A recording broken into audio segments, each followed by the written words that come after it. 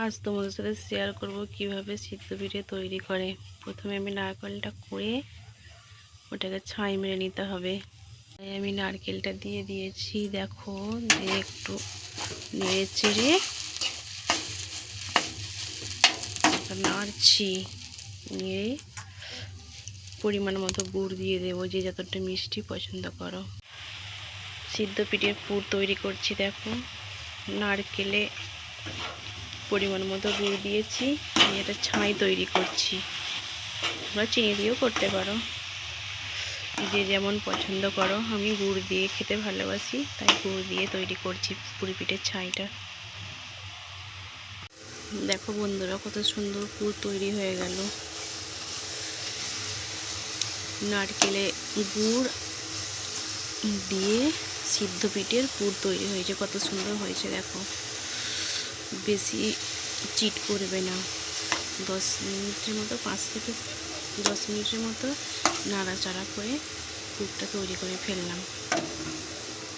খুব সুন্দর হয়েছে দেখো পুরটা। সিদ্ধ পিঠের ডো তৈরি করা হচ্ছে। প্রথমে নুন দিয়ে মেখে নিলাম, তারপরে এবার গরম জল দিয়ে ডোটা মাখবো।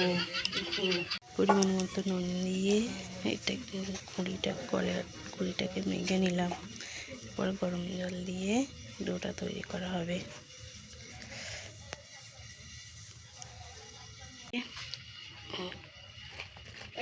এটাকে মাখবো, মুড়িটাকে মাখবো। তৈরি করার জন্য মুড়িটাকে নুন দিয়ে ভালো করে মাখিয়ে নিয়ে গরম জল দিয়ে মাখবো। যে গরম জল তৈরি করে রেখেছিলাম, তার পরিমাণ মতো জল দিয়ে মাখছি। এই যে ডো তৈরি করব, মুড়িটাকে ভালো করে পরিমাণ মতো জল দিয়ে মাখতে হবে। পরিমাণ মতো জল দেবে, যেন একদম নরম না হয়।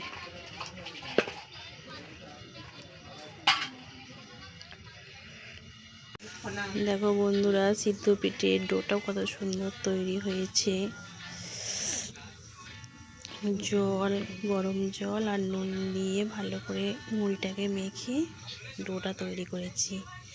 এবার একে পিঠের আকারে তৈরি করব। দেখো তৈরি করেছি, এর ভিতরে এবার পুরটা আমি দিয়ে দিলাম। এবার পিঠেটা তৈরি করব। এমন করে নিয়ে এমন করে পিঠেটা বানাবো। এবার পুরটা ভরে দিলাম, পিঠেটাকে এবার তৈরি করছি। দেখো এইটুকু কত সুন্দর তৈরি হয়ে গেল। দেখো দেখো বন্ধুরা,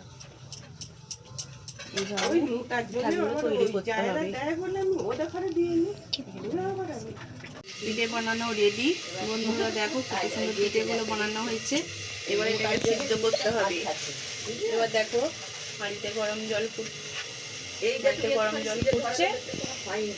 এবার পিঠেটাকে সিদ্ধ করবো।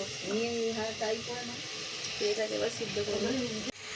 দেখো বন্ধুরা, পিঠেগুলো তৈরি হয়ে গেছে। এবার একে সিদ্ধ করছি। নিচে হাঁড়িতে গরম জল ফুটছে, তার উপর পিঠেগুলো দিয়েছি। এবার ঢাকনা দিয়ে দেবো একটা। দেখো বন্ধুরা, 20 মিনিট ধরে আমি পিঠেটাকে সিদ্ধ করলাম, কত সুন্দর সিদ্ধ হয়ে গেছে। পিঠেটা সিদ্ধ হয়ে গেছে, এটাকে এবার নামিয়ে নেব। নামাচ্ছি।